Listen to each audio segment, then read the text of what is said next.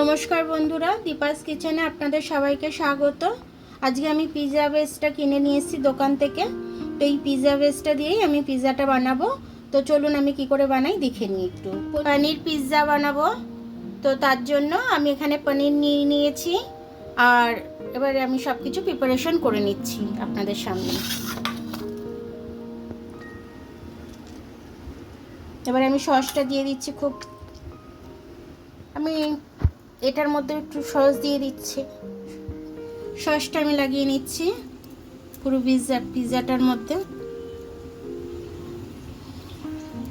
আমি একটু লঙ্কার গুঁড়ো দিয়ে দিচ্ছি এটার মধ্যে, একটু নুন দিয়ে দিলাম স্বাদ অনুযায়ী। এবার এটাকে আমি ভালো করে মাখিয়ে নেবো এগুলোর সাথে। এবারে আমি এটাকে সাজিয়ে দিচ্ছি ক্যাপসিকাম দিয়ে।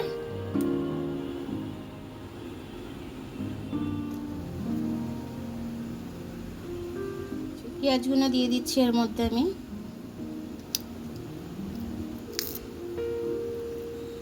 লাগানো হয়ে গেছে, সব কিছু সাজানো হয়ে গেছে। এবার আমি এর মধ্যে দিয়ে দিলাম পনিরগুলো। এবার দিয়ে দিচ্ছি।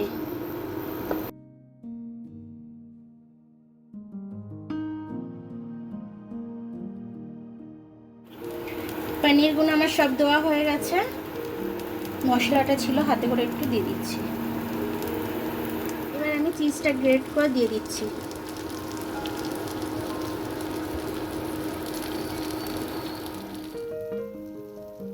এটা আমি চাপা দিয়ে দিচ্ছি, চাপা দিয়ে হতে দিচ্ছি। একদম লো ফ্লেমে আমি এটা বসিয়েছি। এবার ঢাকনাটা খুলে নিচ্ছি। পিৎজাটা খুব সুন্দর হয়েছে। এবার আমি অরগানোটা ছড়িয়ে দেবো। আপনারা চাইলে চিলি ফ্লেক্স দিতে পারেন, আমি দিলাম না। এবার এটাকে আমি নামিয়ে নেব। পিৎজা কাটার দিয়ে আমি এবার পিৎজাটা কেটে নেব। কেটে নিয়ে আমি আপনাদের দেখাচ্ছি।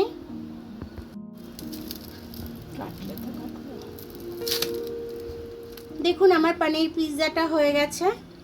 এটা বাড়িতে আপনারা বানিয়ে বাচ্চাদের দিতে পারেন, টিফিনেও দিতে পারেন আপনারা। তো আর পিৎজা খেতে তো এখনকার সব বাচ্চারাই খুব ভালো লাগে, ভালোবাসে।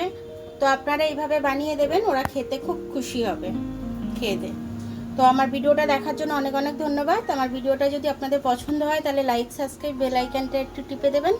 আর যদি ফেসবুক থেকে দেখেন তাহলে লাইক আর ফলোটা একটু করে দেবেন। আবার কাল দেখা হবে নতুন রেসিপির সাথে। ততক্ষণ আপনারা ভালো থাকবেন, আমি আসছি।